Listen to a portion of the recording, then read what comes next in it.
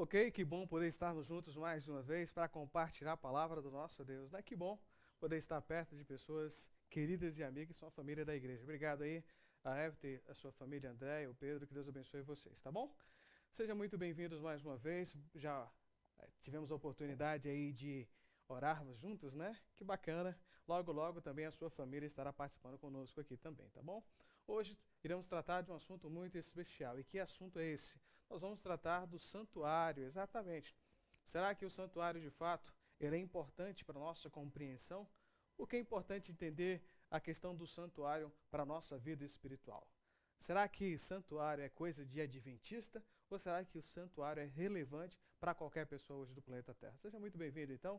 O nosso muito obrigado pela sua presença. Compartilhe com seus amigos aí agora, porque nesse momento, meu amigo, a palavra de Deus vai ser aberta e você, meu irmão, minha irmã, sabem que quando a palavra de Deus é aberta, há o quê? Há poder na minha e na tua vida, não é verdade?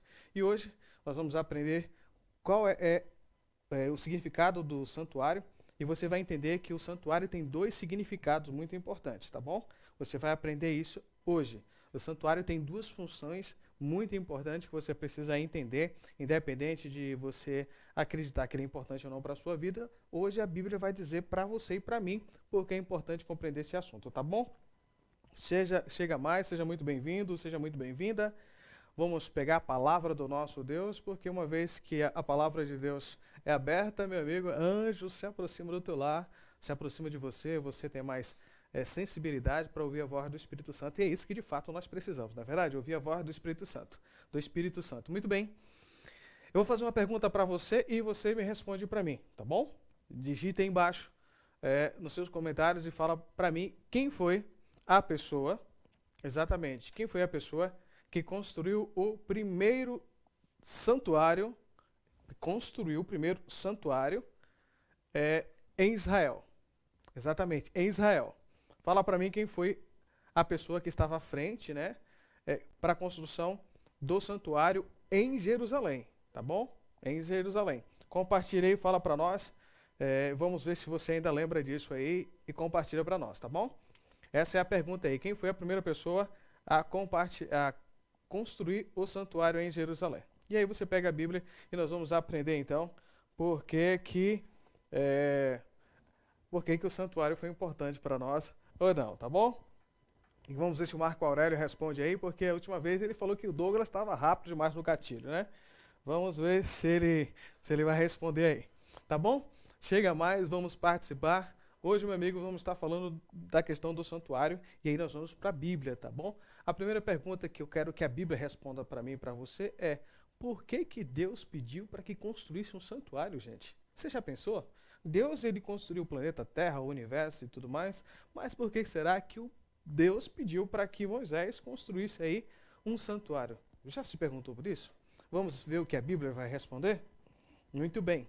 Responda aí para nós quem foi a primeira pessoa que construiu o santuário em Jerusalém, tá? O primeiro santuário, tá bom? E aí nós vamos ver se você está dizendo certo ou não. Muito bem? Vamos para a Bíblia? Vamos para a Bíblia, minha amiga, porque quando a Bíblia é aberta, há edificação. Quer que sua casa seja edificada, quer que o seu trabalho você tenha melhor forma de lidar com as pessoas, então continue ali na Bíblia. Vamos para o livro de Êxodo, que é o segundo capítulo, que é o segundo livro da Bíblia. Vamos abrir aqui no capítulo 25 e nós vamos abrir aí no versículo 8 e nós vamos entender por que que Deus pediu então para que Moisés, juntamente com o povo ali, construísse o famoso tabernáculo no deserto, não é isso? Vamos lá? Muito bem. Segundo livro da Bíblia, Êxodo capítulo 25, versículo 8. Gente, é muito importante você entender isso aqui. Por que que Deus pediu para que Moisés construísse, então, um santuário? Olha só, capítulo 25, versículo 8. Diz a senhora: e me farão um santuário para que eu possa habitar, aonde? No meio deles. Esse sempre foi o objetivo de Deus. Diferente de todas as nações que viviam ao redor do povo de Israel, as nações tinham também templos antes que Moisés construísse o tabernáculo ali, mas a diferença é, o povo fez o santuário deles para eles pudessem ir até os deuses deles ali e adorar.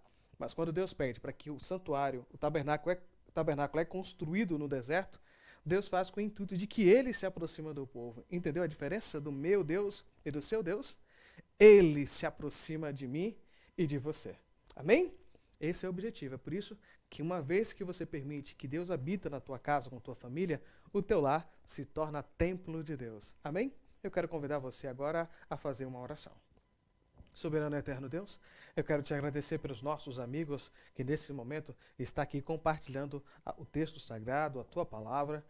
E obrigado, Senhor, porque o Senhor nos faz enxergar muito mais além do que nós imaginamos quando o Senhor permite que nós abrimos a palavra, o Espírito Santo trabalha em nossa vida para que nós possamos aí entender o teu querer em nossas vidas. Obrigado porque hoje temos a oportunidade de aprender um pouco mais do santuário.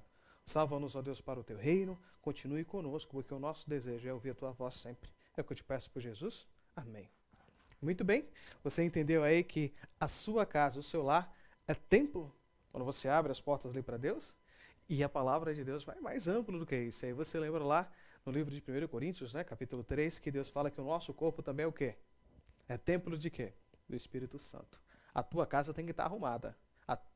Teu corpo também tem que estar arrumado. Como? Aí nós vamos aprender futuramente que eu e você precisamos limpar também o nosso corpo. Como? Deixar de usar aquilo que prejudica a nossa saúde para que o Espírito Santo possa usar 100% da nossa capacidade, certo? Muito bem, então por que Deus pediu para que construísse um santuário? Para que ele pudesse habitar no meio do povo dele. O desejo de Deus é estar sempre ao meio e ao seu lado. Para isso, a minha casa, a sua casa, precisa ser templo também de habitação de Deus, não é isso? Muito bem? Vamos então continuar aprendendo um pouco mais. E como é que era o santuário? O que tinha dentro, o que não tinha? Vamos aprender? Vamos para o livro de Hebreus, capítulo 9. Vamos ver o versículo 1. Versículo 1 até o versículo 5. Vamos lá? Livro de Hebreus. Abra comigo sua Bíblia. Seja muito bem-vindo, seja muito bem-vinda. Vamos compartilhar a palavra do nosso Deus e crescer junto, não é isso? Hebreus está no Novo Testamento. Você acha aí depois de Tessalonicenses, Timóteo, e você vai chegar então no livro de Hebreus, capítulo 9, versículos de 1 a 5. Olha só, como é que era o santuário. Ora, a primeira aliança também tinha preceitos de serviço sagrado e o seu santuário terrestre. Como foi feito? Foi preparado o tabernáculo cuja parte anterior, onde estava o candeeiro, a mesa e a exposição dos pães, se chamava Santo Lugar. Por trás do segundo véu se encontrava também o lugar que chamava Santo dos Santos, qual pertencia um altar de ouro para o incenso e a arca da aliança, totalmente coberta de ouro, na qual estavam a arca de ouro contendo o maná, o bordão de Arão que floresceu e as tábuas da aliança. Sobre ela os querubins da glória, que com a sua sombra cobriu o propiciatório. Dessas coisas, todavia, não falaremos agora pormenorizadamente. Muito bem. Para que você possa entender de uma forma simples, o tabernáculo que foi construído no deserto tinha então o pátio, onde o pecador se aproximava ali levando a sua oferta, onde era oferecida pelo um sacerdote. Depois logo tinha o lugar santo, que ali tinha os pães da propiciação, tinha o candelabro, mais próximo do véu ali tinha o altar de incenso. Depois do véu você tinha então o lugar santo do santo, onde que tinha a arca da aliança, onde que tinha um copo de maná que Moisés colocou ali para ficar em lembrança às gerações futuras, a vara, o cajado de Arão que floresceu, tudo isso ali. E você viu que tinha as tábuas da aliança. Essa tábua da aliança nada mais é do que a tábua dos 10 mandamentos. Você entendeu? Que Deus ele faz uma aliança eterna com o seu povo, porque os mandamentos foram escritos em pedras, gravados, escritos em pedras e colocado ali, para ficar sempre diante do Senhor. É muito legal, não é verdade? Vamos aprender um pouco mais sobre o santuário hoje, meu amigo. Muito bem. Então, assim, o que estava dentro da arca, nós vamos aprender agora, vamos voltar para o Antigo Testamento, lá para o livro de 1 Reis, e aí nós vamos aprender o que tinha dentro da arca, tá? Reis está no Antigo Testamento, depois de 2 Samuel, você vai pegar 1 Reis, tá bom? Nós vamos abrir aí capítulo 8, versículo 9. 1 Reis 8, versículo 9. Vamos lá?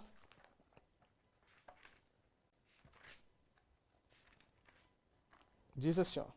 Nada havia na arca, senão as 2 tábuas de pedra que Moisés ali pusera junto ao Horebe, quando o Senhor fez aliança com os filhos de Israel que saíram da terra do Egito.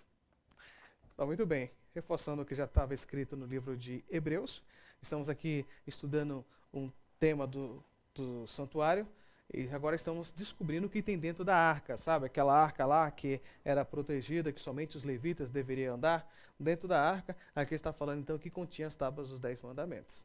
Tá bom? Que é a tábua da aliança. Isso aí eu e você precisamos entender, tá bom? Ok? Que bom que vocês estão aí, né? Todo mundo. Deus seja louvado pela presença de vocês.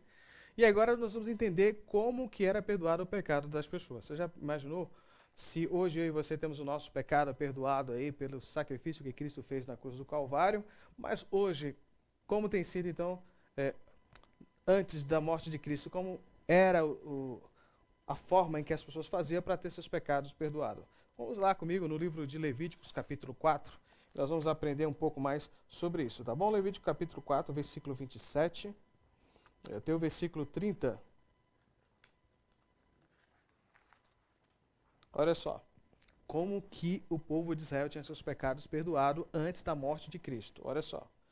Se qualquer pessoa do povo da terra pecar por ignorância, por fazer alguma das coisas que o Senhor ordenou que não se fizesse e se tornar culpado, ou se o pecado em que ele caiu lhe for notificado, trará por sua oferta uma cabra sem defeito pelo pecado que cometeu. Porá a mão sobre a cabeça da oferta pelo pecado e imolará no lugar do holocausto. Então o sacerdote com o dedo tomará do sangue da oferta e porá sobre os chifres do altar do holocausto, e todo o restante do sangue será derramado à base do altar.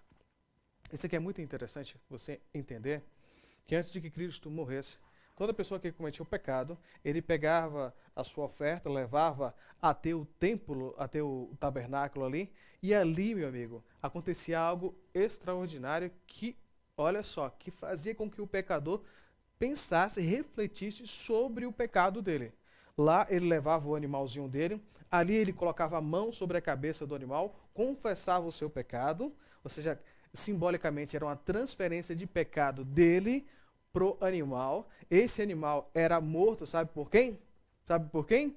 Pelo próprio pecador. O pecador matava o animalzinho e todo o restante de apresentar a oferta era dado pelo sacerdote.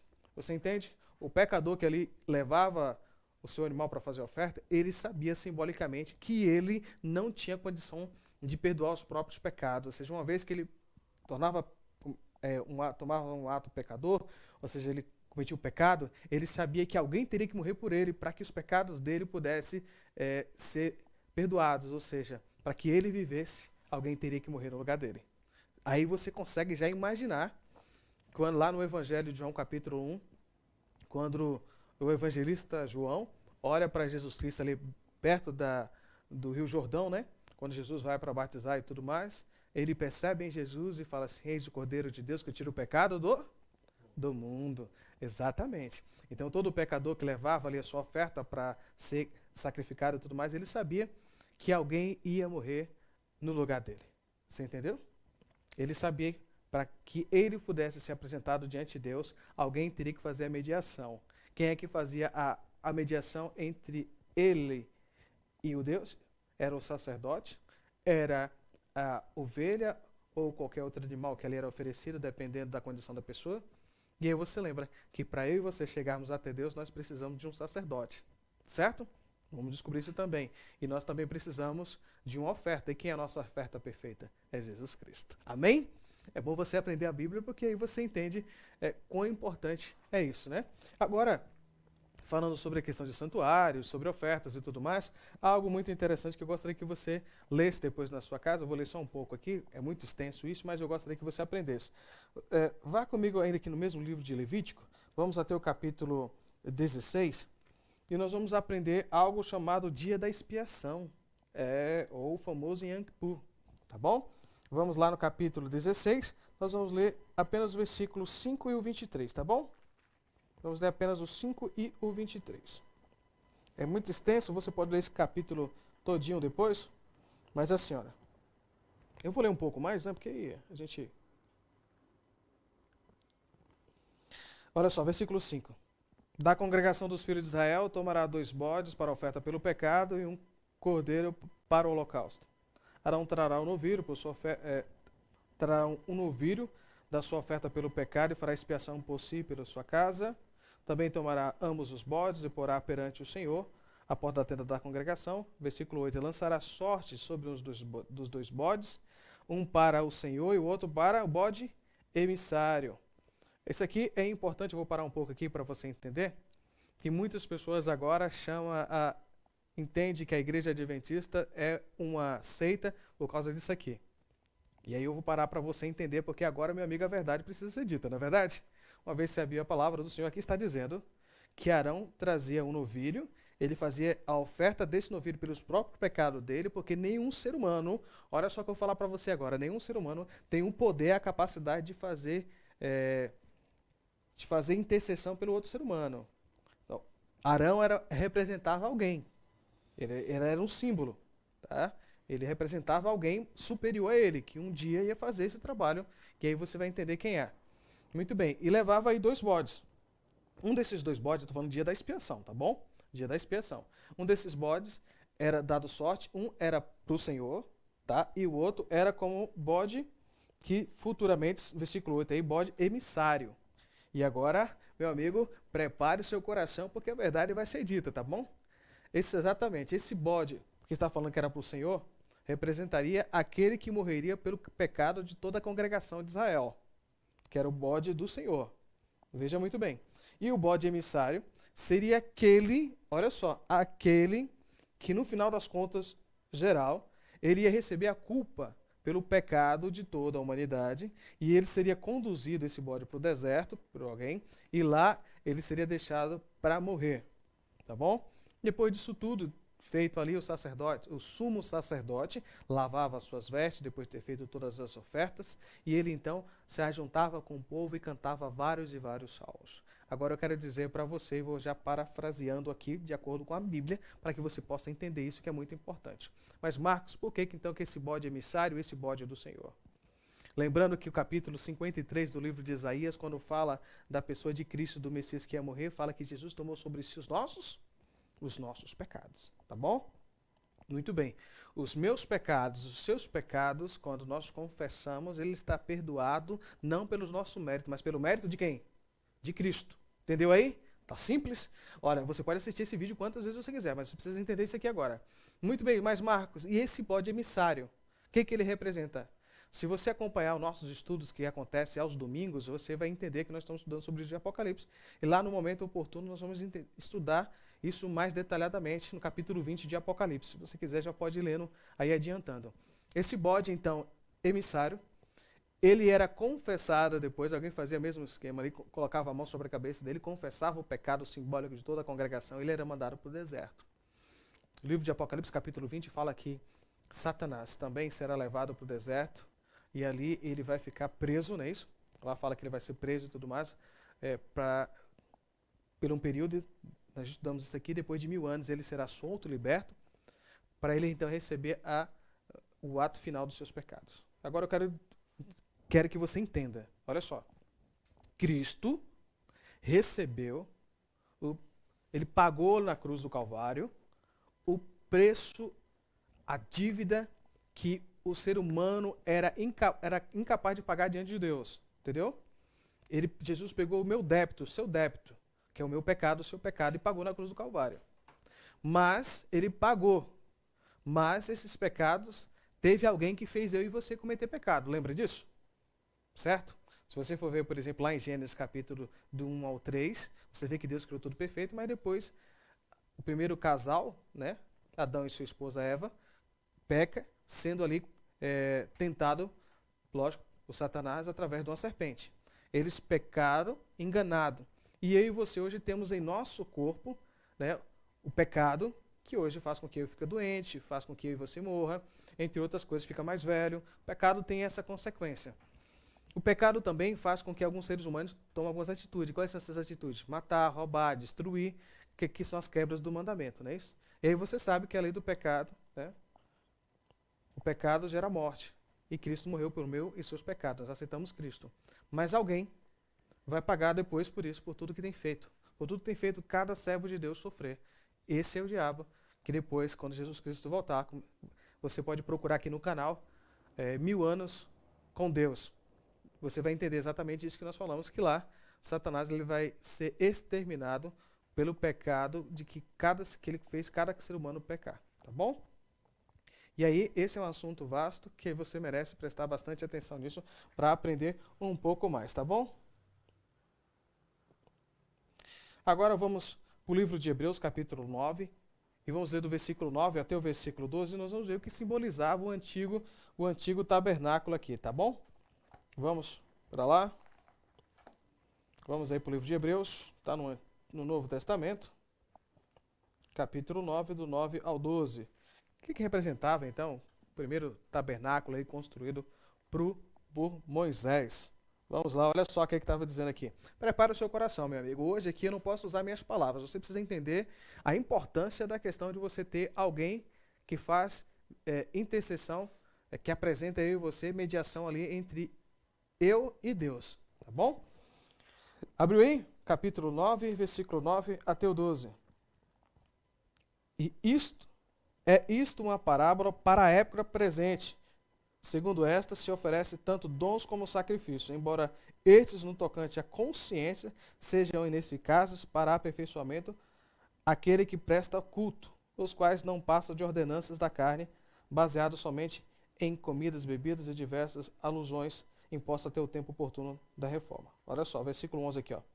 Quando, porém, veio Cristo, como sumo sacerdote dos bens já realizados, mediante a maior e o mais perfeito tabernáculo, não feito por homens, quer dizer assim, não dessa criação, não por meio de sangue de bodes, de bezerros, ou pelo próprio sangue, e pelo seu próprio sangue entrou no Santos do Santo uma vez por todos, tendo obtido eterna redenção. Então você entende aí que o tabernáculo lá construído por Moisés era uma parábola de tudo que Cristo ia fazer. O pecador que fazia ali a sua oferta, ele sabia que para dar continuidade a perdão dos seus pecados, ele precisava de um sumo sacerdote. Para ser perdoado, ele precisava oferecer um animal em sacrifício. Ele sabia, já através do templo ali, que ele precisava de alguém para ser salvo. Como eu e você precisa de alguém para ser salvo. E aí eu repito sempre nos meus estudos que está escrito no livro de Apocalipse, capítulo 12, versículo 11. Eles, pois, o venceram por causa do sangue do Cordeiro. Você entende que quem é esse Cordeiro? É Cristo que morreu na cruz do Calvário por mim e por você. Quem é o nosso sumo sacerdote? Cristo, como diz aqui no versículo 11, versículo 12. Tendo oferecido pelo seu próprio sangue, quando ele morreu na cruz ali, ele teve direito a ser representante da humanidade. Agora ele intercede por mim e por você junto ao Pai. Agora segura que eu vou falar. Está preparado? Posso falar? A Bíblia fala que Cristo é o meu e o seu intercessor. Ele é o meu e o seu mediador. É Ele que está diante do Pai intercedendo por mim e por você. Entendeu? A Bíblia está dizendo que é Ele que está lá. Não tem esse negócio de que tem outra pessoa lá intercedendo por mim e por você. Tá bom? Isso não é doutrina da Bíblia. Tá? Isso é doutrina do homem. Você é salvo pelo conteúdo que aqui é apresentado. Então, se agarra em Cristo. Pede perdão pelos seus pecados em Cristo. Vamos aprender um pouco mais desse assunto aqui interessante? Olha só. Quem é o nosso sumo sacerdote? Aqui no livro de Hebreus, capítulo 8, versículo de 1 a 5, olha só. Ora, é essencial das coisas que temos dito é que possuímos tal sumo sacerdote que se assentou à destra do trono da majestade nos céus como ministro do santuário e do verdadeiro tabernáculo que o Senhor erigiu e não o homem. Olha só que legal. Pois todo sumo sacerdote é constituído para oferecer tanto dons como sacrifício. Por isso, era necessário que também esses sumos sacerdotes tivessem que oferecer. Olha só, versículo 4. Ora, se ele estivesse na terra, nem mesmo sacerdote seria visto que existirem aqueles que oferecem os dons segundo a lei. Versículo 5. Os quais ministram na figura de sombra das coisas celestes, assim como foi Moisés devidamente instruído, quando estava para construir o tabernáculo, por assim dizer. Vê que faças todas as coisas de acordo com o modelo que te foi mostrado no monte. Moisés, a construir o tabernáculo ali, ele viu um tabernáculo superior que foi construído não por mãos humanas, E quem é que está lá intercedendo por mim e por você? É o próprio Cristo. Então a primeira função do santuário, eu e você aprendemos agora. Qual é? É tornar uma habitação de Deus presente. Ou seja, onde que Deus habita é o santuário dele. Entendeu? Se Deus habita na tua vida, você é o santuário ali de Deus também. Se a tua casa é habitada por Deus, a tua casa se torna um santuário de Deus. É por isso que você precisa levantar um altar na tua casa. Você já levantou um altar na tua casa, meu irmão? Hã? Já levantou? Tem um lugar ali de orar e tudo mais, onde você e sua família se reúnem para louvar a Deus? A sua sala, ou a sua cozinha-sala é consagrada para Deus? Você precisa entender isso. Primeira função do santuário, essa questão que Deus habita nele, para Deus habitar no meio do seu povo. E a segunda função do santuário, qual é? Qual é? Exatamente, é isso mesmo, você falou certo. A segunda função do santuário é tornar o plano da salvação a realidade da vida do ser humano. Entendeu? O sistema que ali é representado representa o plano da redenção em sua execução. Como? Deus correndo atrás do ser humano para habitar com ele, Jesus Cristo sendo oferecido como oferta pelo pecado, Cristo como sumo sacerdote intercedendo por mim e por você. Por quê? Para que eu e você possamos ter a vida eterna. E lembra daqueles elementos que ali estavam? O pão, lembra o candelabro, o altar de incenso, a pia, tudo aquilo que estava ali? Toda vez que o sacerdote ia oferecer, ele precisava se lavar, precisava lavar a mão. Lembra disso? Para você entrar diante de Cristo, você precisa se batizar. Você já se batizou? Não. Você precisa se batizar. O pão. Lembra que Jesus falou, eu sou o pão da vida? Lembra? Tudo aquilo ali tinha um símbolo. Lembra o candeeiro que lá estava iluminando? E que tinha uma ordem expressa para que o santuário não deixasse o azeite faltar no candelabro, para que ele continuasse iluminando. Sabe por quê? Porque ele representava Cristo, que era quem? A luz do mundo. Exatamente. Uma vez que Cristo habita em nós, nós somos o quê? A luz do mundo. Então você entendeu que o santuário é importante para mim e para a tua salvação. Por quê? Porque é o plano da redenção sendo desenvolvido e Cristo é a pessoa principal ali, tá bom? Vamos aprender um pouco mais aqui? Muito bem. Agora só, como será removido o pecado do santuário do céu? Exatamente, aqui mesmo no livro de Hebreus, capítulo 9, no versículo 23 ao 28. Olha só. Era necessário, portanto, que as figuras das coisas que se acham no céu se purificassem com tais sacrifícios, mas as próprias coisas celestiais com um sacrifício a eles superiores. E qual foi o sacrifício superior realizado, que foi muito maior do que animal? O sacrifício de Cristo. Vamos ler o versículo 24. Porque Cristo não entrou no santuário feito por mãos, figura do verdadeiro, porém no mesmo céu, para comparecer agora por nós diante de Deus. Olha só que sensacional isso aqui, meu amigo. Nem ainda para oferecer a si mesmo muitas vezes, como sumo sacerdote, cada ano entra no santo do santo com sangue alheio. Ora, neste caso seria necessário que ele tivesse sofrido muitas vezes desde a fundação do mundo. Agora, porém, ao se cumprir os tempos, se manifestou uma vez por todos, para aniquilar pelo sacrifício perfeito de si mesmo o pecado. Assim como os homens estão ordenados a morrer somente uma vez, vindo depois disto o juízo, assim Cristo, tendo se oferecido uma vez para sempre para tirar os pecados de muitos, aparecerá a segunda vez sem pecado aos que aguardam a salvação. Muito bem, aqui já tem algo muito interessante. 3 coisas legais que aparecem aqui. Primeiro, toda vez o sacerdote tinha que matar bezerro, matar cabra, animais diferentes por pecado, para oferecer redenção para o pecador. Mas Cristo foi perfeito em seu sacrifício. Exatamente, Cristo foi perfeito em seu sacrifício. O sacrifício dele, ele precisou morrer apenas uma vez, não precisava morrer direto como todos os animais morriam sempre.